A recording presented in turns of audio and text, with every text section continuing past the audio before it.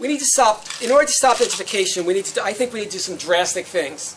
Because the Castro is headed to where the West Village went, which is basically upper middle class, predominantly white neighborhood that doesn't want kids of color hanging around in it, which is what the fate of the West Village has been. If anybody's following the story of Fierce and some of the other groups that have been protesting, queer groups that have been protesting in the West Village, because it's become very anti-transgender, very anti-queer youth of color. So the West Village, which was once, I think, as somebody said here, you know, the place. It was the thing we all held in our hearts. 1 minute.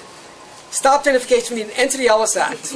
We need to address speculation, which drives up the cost of apartments and homes. We need a moratorium on market rate housing in the Castro. We need a moratorium on condo conversions in the Castro.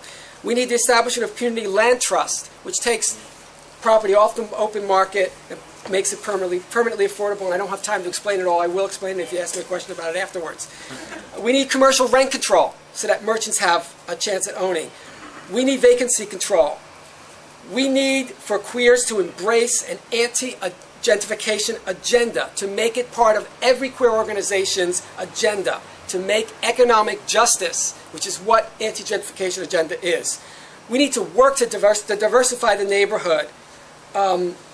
We must make the Castro a safe place for everybody to live, an affordable place for everybody to live.